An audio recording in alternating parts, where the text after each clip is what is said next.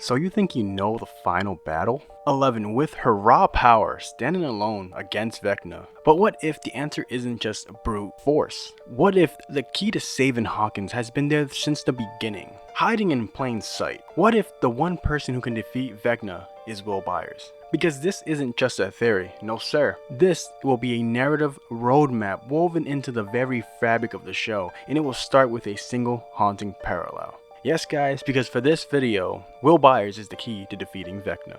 Now before he became Vecna, he was this boy named Henry Creel. His father, Victor, described him as a sensitive child. He felt like an outcast, a black sheep. He found solace in drawing and felt a kinship with black widows, which he saw as gods of this world.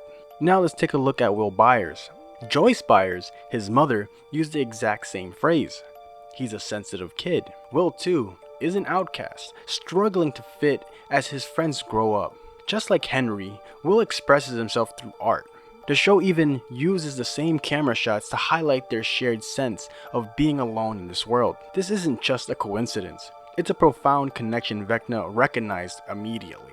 For years, we believed Will's disappearance was a random act by a hungry Demogorgon. But a closer look at the first episode reveals something chilling in the air. A Demogorgon's a mindless predator, which would have simply just broken through a wall just to get to his next meal.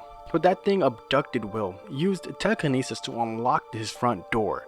Now this is a power that only Vecna has ever demonstrated. It seems that the monster wasn't trying to kill Will, but in reality it was trying to capture him. Vecna had a purpose for him. He chose Will because he saw a reflection of his younger self, a boy who felt like he didn't belong, a potential host, or as some theorists suggest, a successor, to take his place as the wizard as he takes his place on the throne above all. The show's use of Dungeons and Dragons is more than just a fun reference. It's a foreshadowing of the final battle. In the first episode, Will's friends urged him to use a fireball to defeat the Demogorgon. This is a critical clue. As we know, the Mind Flayer and by extension, Vecna's hive mind is vulnerable to heat. Will's D&D character, Will the Rise, is a cleric, a class deeply connected to a godlike entity. His role in the game mirrors his real-life journey. He is the one who can sense the hive mind and understand Vecna's motivations. His unique connection isn't a curse, it's a strategic weapon. The creators have hinted that Will's story will be a major focus in finally bringing his arc to a close. But in the case that Will gets taken control under Vecna again, let's remember that Will's strongest trait isn't power, it's his love for his friends. In D&D, the cleric draws strength from faith. Will's connection to the party might be what allows him to resist Vecna's influence if that time ever comes. Will's connection to the party might be what allows him to resist Vecna's influence if the time ever comes. In the final season, it's possible Will tricks Vecna so that he can deal the final blow. Will's trauma was not a one-time event. It was a physical and psychic entanglement.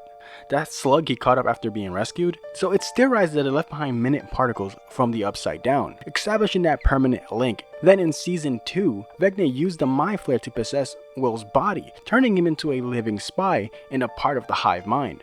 Now this possession gave Will the strategic advantage no one else has. He received what's called the Now Memories, giving him a direct glimpse into Vecna's mind and movements. Even after being freed, the connection remains. Will constantly feels a chilling sensation on the back of his neck when Vecna or the Mind Flayer is near. Some might not have realized this, but that is a subtle mirroring of the location where Henry and his power suppression chip was removed.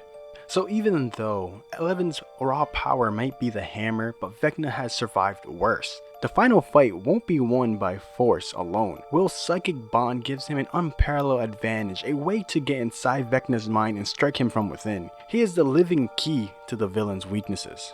This story began with Will's vanishing, and it will end with him. From a traumatizing victim to the ultimate hero, Will Byers is destined to wield the metaphorical fireball and finally defeat the villain he has been tied to for so long. He's not just fighting for his friends, no. He's fighting for himself. He's ready to turn the tables on the evil that has haunted him and become that savior Hawkins needs. But the question isn't if Will Byers will face Vecna, it's rather will he survive it. Just like you can become my savior that I need by smashing that like button, leaving a comment down below with your thoughts on what's to come for season 5 of Stranger Things, and subscribe so you never miss another video like this, because we have reached the end of the video. So farewell, because I'll see you guys in the next video later.